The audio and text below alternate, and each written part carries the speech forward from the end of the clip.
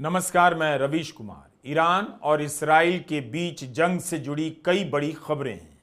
एक खबर तो यह है कि ईरान के परमाणु ठिकाने से लीकेज की खबरें आ रही हैं और दूसरी बड़ी खबर है कि इसराइल दावा कर रहा है कि उसने तेहरान के आसमान को अपने कंट्रोल में ले लिया है, यानी तेहरान के आसमान में ईरान के लड़ाकू विमान नहीं उड़ सकते।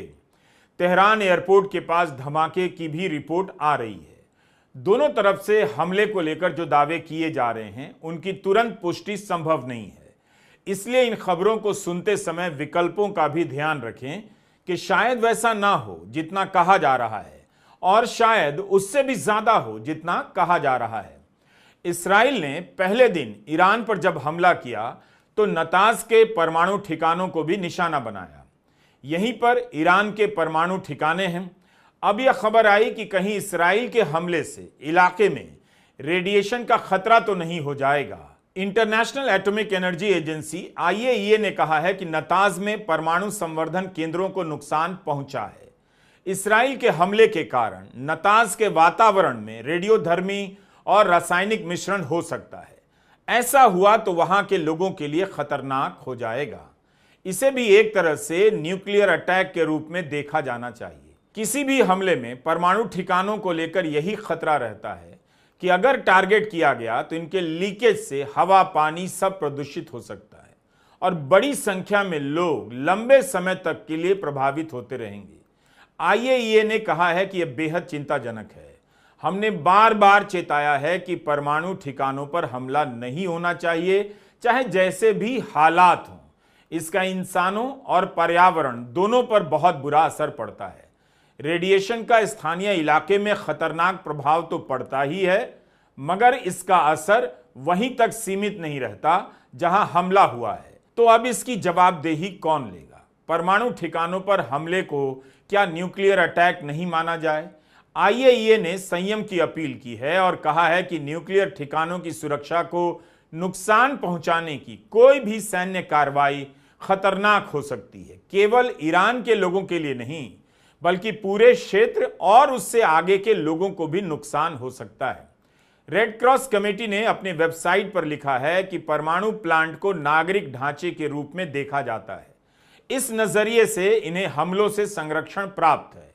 इन पर हमला नहीं होना चाहिए।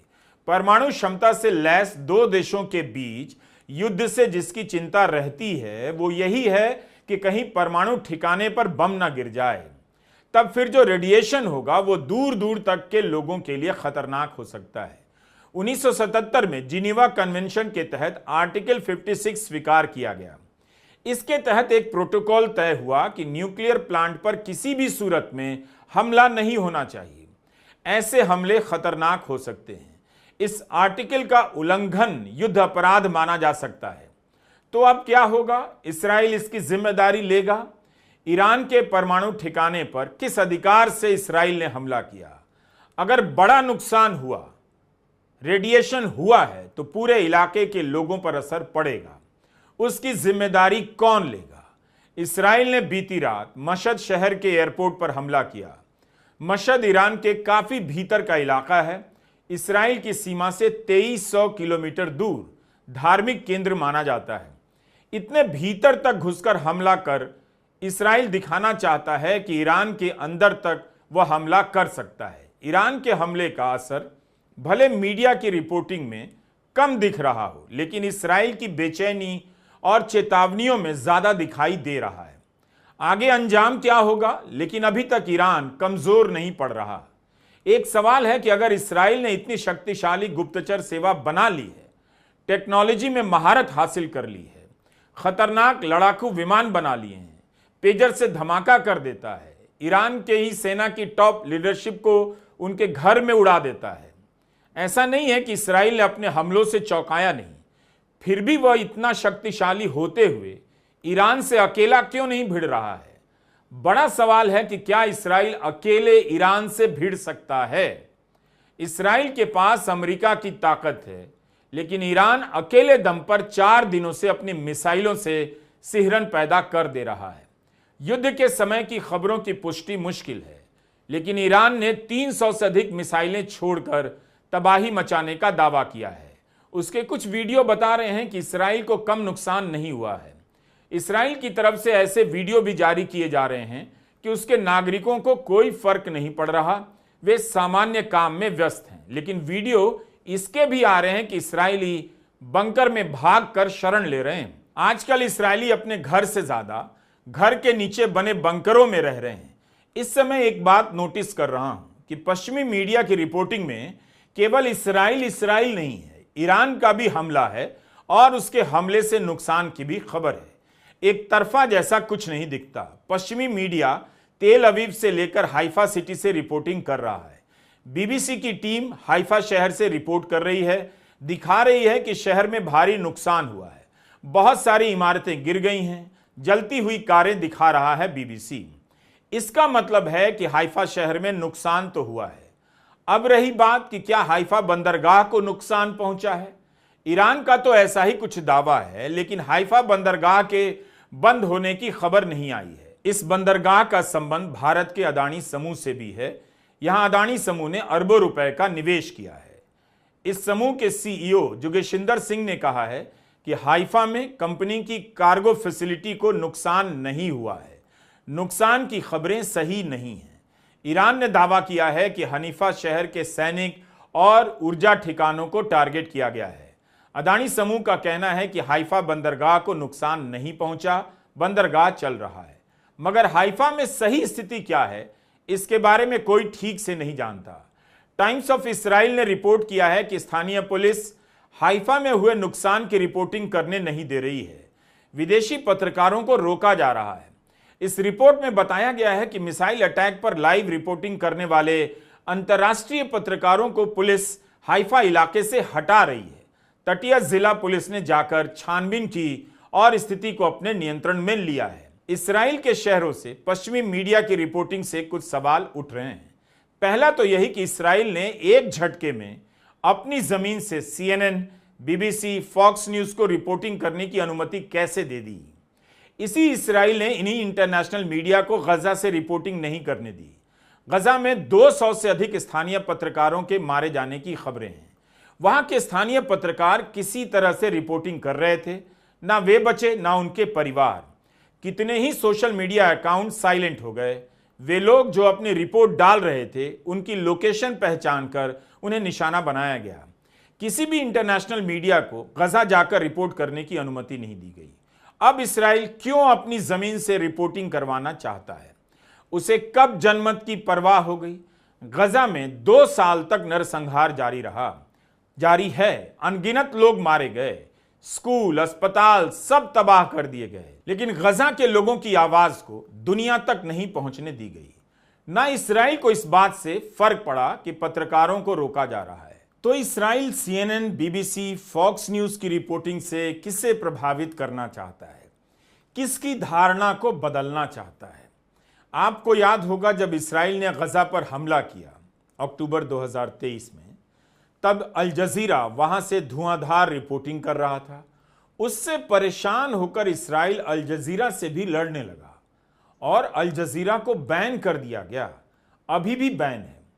अल जजीरा को तेल अवीव और हाइफा से रिपोर्ट करने की अनुमति नहीं है। बाकायदा मई 2024 में इसराइल की कैबिनेट ने वोट कर अल जजीरा को बैन किया था। 4 दिन ईरान ने इसराइल पर 300 से अधिक मिसाइलें क्या दागी। वहां से सारे चैनल रिपोर्टिंग करने लग गए। इसराइल कह रहा है कि ईरान उसके नागरिक ठिकानों पर हमला कर रहा है। तो लोग पूछ रहे हैं कि गजा में आप क्या कर रहे थे? क्या गजा के लोग गजा के नागरिक नहीं थे? स्कूल, अस्पताल से लेकर हर जगह आपने हमला किया, अनगिनत निर्दोष लोगों को मार दिया, बम से भी और भूख से भी। तब नागरिक ठिकानों और आतंकी ठिकानों में आपको फर्क नजर नहीं आया। इसराइल ने जब ईरान पर हमला किया तब भी उसके नागरिक ठिकानों को निशाना बनाया। एक बात यह भी कही जा रही है कि इसराइल ने जानबूझकर अपनी गुप्तचर एजेंसी मोसाद का मुख्यालय नागरिक इलाके में बनाया। वही इसराइल जो हमास पर आरोप लगाता था कि वो नागरिकों को ह्यूमन शील्ड के रूप में इस्तेमाल कर रहा है। इसका मतलब यह हुआ कि जब गजा पर बम गिराना था तब कहा कि नागरिक ठिकानों को टारगेट कर रहे हैं क्योंकि वहां आतंकवादी छिपे हैं। लोग सोशल मीडिया पर पुरानी रिपोर्ट डालकर दिखा रहे हैं कि कैसे इस्राइल ने लोगों की आबादी में घुसकर अपने ठिकाने बनाए हैं। यानी लोग दिखा रहे हैं कि आप हमास पर नागरिकों के पीछे छिपने का आरोप लगाते थे, लेकिन आपने भी वही काम किया। ईरान के रक्षा मंत्री का कहना है कि तेहरान के नागरिकों को भी भारी कीमत चुकानी होगी। तेहरान में कारों में बम धमाके हुए हैं। इस्राइल ने एक इमारत को निशाना बनाया जिसमें 60 नागरिक मारे गए, इनमें 20 बच्चे थे। तेहरान टाइम्स में रिपोर्ट किया गया है कि इस्राइल ने तेहरान में बच्चों के एक अस्पताल, हकीम अस्पताल पर ड्रोन से हमला किया। विशेषज्ञ कह रहे हैं कि यह अंतर्राष्ट्रीय कानून का उल्लंघन है, किसी के मारे जाने की खबर नहीं है। ईरान के विदेश मंत्रालय ने कहा है कि इस्राइल बच्चों को मार रहा है। पिछले 3 दिनों में कई बच्चों को मारा है। इन खबरों की पुष्टि कैसे की जाए, मुश्किल काम है, लेकिन हमले की तस्वीरें बता रही हैं कि आम लोगों को निशाना बनाया जा रहा है। ईरान और इस्राइल दोनों ने रिहायशी इलाकों को टारगेट किया है। दोनों की लड़ाई ने सीमा पर युद्ध की समझ बदल दी है। आमतौर पर युद्ध को सीमा और सीमावर्ती इलाकों तक सीमित माना जाता था, लेकिन ईरान ने अपनी क्षमता से इस्राइल की राजधानी तेल अवीव के भीतर मिसाइलें दाग दी हैं और इस्राइल भी तेहरान से लेकर ईरान के भीतरी शहरों को टारगेट कर रहा है। मतलब इस जंग में रिहायशी इलाके जंग के मैदान में बदल गए हैं। यही आने वाले समय में युद्ध का भविष्य होने जा रहा है। लड़ाई सीमा को लेकर होगी, मगर सीमा पर नहीं होगी। ईरान और इराक के भीतरी मोहल्ले में यह लड़ाई चल रही है। ईरान यह भी दावा कर रहा है कि अपने देश में सक्रिय मोसाद के 2 एजेंट को पकड़ा है। एक एजेंट इस्माइल फाखरी को फांसी दिए जाने की भी खबर है। ईरान की तरफ से वीडियो जारी किया गया है कि भारी मात्रा में विस्फोटक से भरा एक ट्रक जब्त कर लिया गया। इस ट्रक से 23 ड्रोन बरामद हुए हैं। इसके पहले भी ईरान के भीतर मोसाद के एजेंटों के गिरफ्तार करने का दावा किया गया था। तो दोनों तरफ से ऐसे ऐसे दावे किए जा रहे हैं जैसे आज ही सब कुछ मिट गया है। इस्राइल का तेहरान पर कब्जा हो गया है और मानो ईरान का तेल अवीव पर। इस्राइल ने ईरान में तबाही मचाई होगी क्योंकि वह सक्षम है, उसके पास अमेरिका की ताकत भी है, लेकिन ईरान कैसे तबाही मचा रहा है, उसके पास क्या कुछ है, इसके बारे में ठीक ठीक जानकारी की घोर समस्या है। ईरान की सैन्य क्षमता के बारे में भी और उसकी मिसाइलों ने सैनिक ठिकानों को कितना नुकसान पहुंचाया है उसकी भी जानकारी कम है। प्रामाणिक जानकारी की कमी है। इसके बाद भी दिख रहा है कि ईरान कमजोर नहीं पड़ रहा। उसकी मिसाइलें इस्राइल के अभेद्य माने जाने वाले सुरक्षा कवच आयरन डोम को छकाकर तेल अवीव से लेकर हाइफा सिटी तक पहुंच रही हैं। यह भी खबर है कि तेल अवीव में अमेरिकी दूतावास को भी ईरान के हमले से कुछ नुकसान पहुंचा है। ईरान ने 300 मिसाइलें दागी हैं। इस्राइल दावा करता है कि ईरान की बहुत सी मिसाइलों को नाकाम कर दिया, लेकिन इसके बाद भी आप देख रहे हैं कि ईरान की मिसाइलें इस्राइल के शहरों में पहुंच जा रही हैं। इस्राइल के रक्षा विभाग IDF ने कहा है कि इस्राइल की मिसाइलें नष्ट कर दी गई हैं। मिसाइलों के स्टोर को नष्ट किया गया है। ईरान की मिसाइलों की 1/3 क्षमता खत्म कर दी गई है, ऐसा इस्राइल ने दावा किया है। ईरान के कई शहरों में 100 से अधिक सैनिक ठिकानों पर हमला किया गया है। अब जो समस्या इस्राइल से रिपोर्टिंग को लेकर है, वही समस्या ईरान से भी रिपोर्टिंग को लेकर है। जैसे खबर आई कि ईरान ने दावा किया है कि उससे पाकिस्तान ने कहा है कि अगर इस्राइल ने परमाणु हमला किया ईरान पर तो पाकिस्तान भी परमाणु हमला करेगा ईरान की तरफ से। अब पाकिस्तान ने इसका खंडन कर दिया है कि ऐसा कुछ भी नहीं कहा है। जब इस्राइल ने ईरान पर हमला किया तब कहा गया, लोगों ने कहा कि ईरान युद्ध का रास्ता नहीं लेगा क्योंकि उसके पास क्षमता नहीं है, लेकिन उसने रास्ता लिया और इस्राइल को जवाब दिया।